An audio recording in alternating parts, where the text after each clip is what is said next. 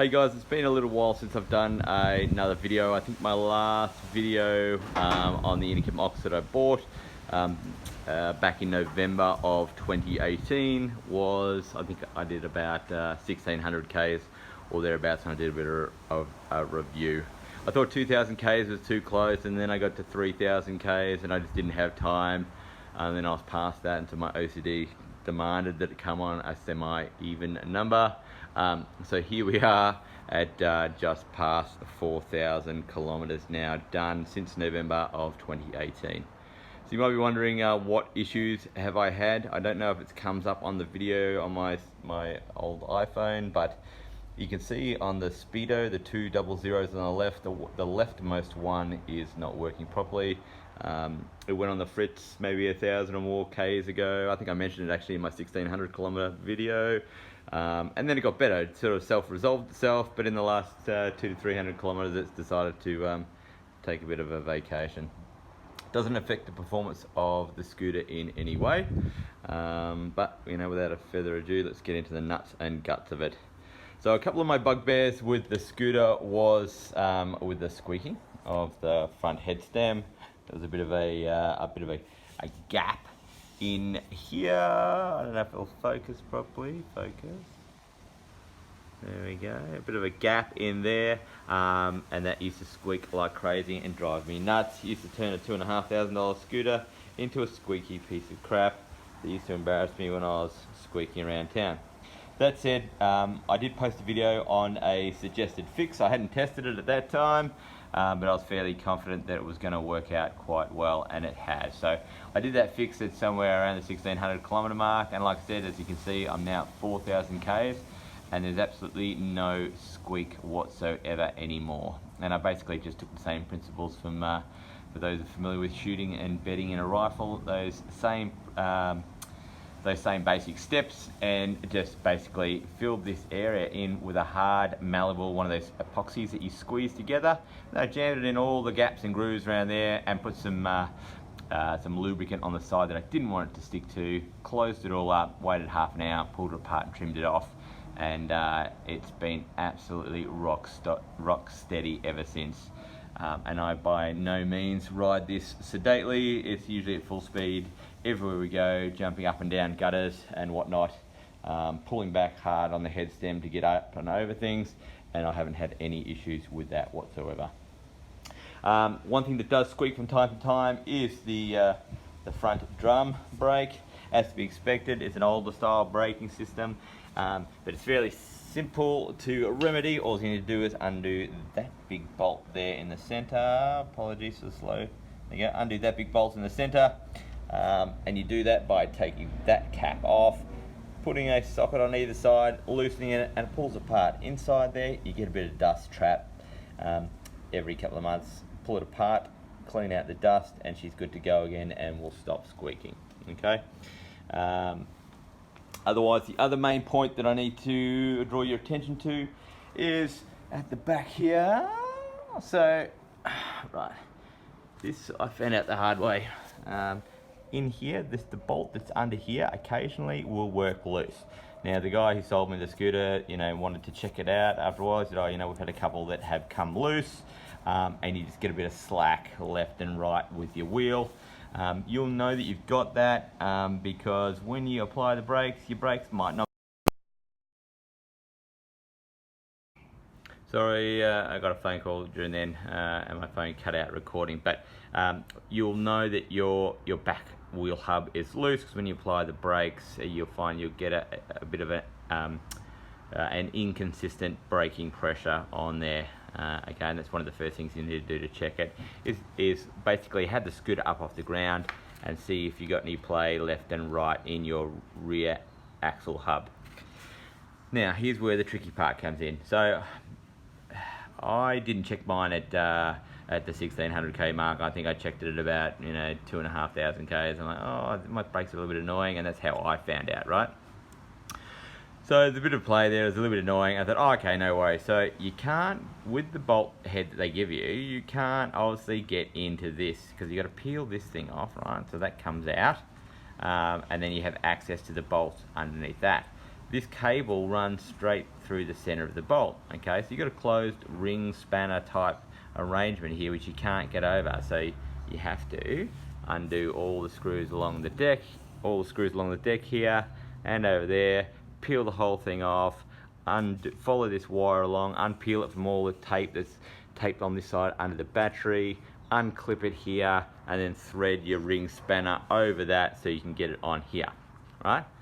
I can tell you right now, that is a nightmare job, and it took me, and I like to consider myself fairly mechanically astute, it literally took me the better part of an hour faffing around with dicky little wires, and it was a total fucking nightmare. So, word for the wise is, when you, I'll peel this off here so you can have a look. Right, have a look in there, see how you can't get the ring spanner around this thing, right? Without taking it all apart. Now, again, I can't claim credit for this one. The guys at the mob who sold me the scooter said, you know, they first warned me about this coming loose, and but mine wasn't, so I sort of put it on the back burner. But anyway, until later, they said they'd made a fix, and I'm gathering their fix to get around this is just taking an angle grinder, right, to the tool that they give you and cutting out a notch wide enough for this cable. So you can just basically loosen the cable, pull it out a little bit, notch it round, and then just tighten it ever so slightly. It'll only get a little bit loose over time, nothing crazy. It was no major movement in mine. I probably had maybe 1 to 2 mils wobble travel in here, which is enough to be significantly annoying. And I'm sure if you let it go and go and go and go, it would cause you a lot of issues later, because you'd clap out your bearing here or there or whatnot. And remember, it's only bolted on one side, so any looseness in that bolt is going to translate to a bit of movement here. Okay, so that's about it, all that I have to say. Apart from, I've mentioned it once, I've mentioned it twice, and I'll say it one more time. The job of changing the rear tyre, you might think about doing it yourself. Don't. It is a pain in the ass. If I hadn't bought 2 tyres online, I wouldn't have done the last 2 myself. And had I known how difficult it was, I definitely would have just taken it back to the dealer and said, here's my 20 bucks for the tyre, here's my 20 bucks for fitment, crack on, because it's just not worth your time. You know, if they're doing it all the time, they've probably figured out ways to make it a lot quicker, but it's a tight freaking wheel, and it's a lot of dicking around. You're just as likely to puncture your tube, which I did the first time, and I can tell you that is infuriating when you've only bought tyres and you haven't bought a spare tube. Right. Another point to mention, I've mentioned this in my first video, this joint in here, you need to epoxy that and then screw the screws back in, otherwise it'll fall off. But I epoxied mine right at the start because I'm like, this is the potential to fall apart, and it's been good ever since.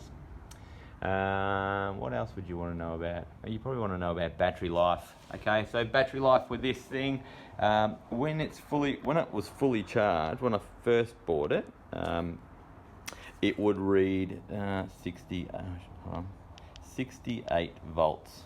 Okay, 68 volts continually when it was fully charged. As you can see now, it basically is about 67 point something volts. So the battery capacity is probably diminished a little bit, but I can tell you right now, it does not affect the performance whatsoever. I still routinely do 23 Ks each way to work and back, and I have not had any issues going up and down hills through Indooroopilly and all that sort of thing. So absolutely not an issue here. It is an absolute beast of a scooter. If you are looking for something with loads of grunt that can go up and down hills, left, right and centre, this is a scooter for you. I don't know if there's anything else on the market built to the same quality with the same sort of horsepower. I know there's the Dualtrons, but from what I hear, their quality level's a bit hit and miss. This thing has been absolutely great, bar those few exceptions that I've already mentioned. One thing I need to tell you as well, be mindful of other road users. And I say that because some people have got absolute rocks in their head. I've only fallen off this thing once. So I was doing about 47 Ks an hour, so flat out. Somebody who doesn't like scooters on a bike decided it would be fun to intentionally cut me off at the last second, just when I was about to pass, and I'd been dinging my little gay bell there, ding ding, like crazy, so they knew I was coming. And then once I'd fallen off, they looked back and then just hammered off on their bike. So there is a certain demographic of people out there who do not like scooter riders, or are just completely bloody oblivious to everyone. Wasn't much fun falling off this thing at speed. That said, I managed to wash off a bit of speed and did the whole, I've just jumped onto a moving treadmill type deal. As you can imagine, my legs were going 100 miles an hour. So I didn't fall over myself, but the scooter fell over, and I think, as you can see, you know, there's a little bit of a scrape in there, and where is it? There's a bit of a, see on the bottom, the little paint's gone there, which is, when you consider, you know, I was doing 47 when he's hit me, and I maybe washed off a tad bit of speed before bailing half a second later. That's a pretty good result. So all in all, fantastic scooter, still wrapped to the eyeballs with it. Yes, they are expensive for $2.5 grand or thereabouts, whatever you pay for them these days. But mine has saved me a bucket load in fuel costs, rego fees, and public transport and whatnot. So yeah, cool, mate. Get out there, have some fun, and yeah, hope this helps.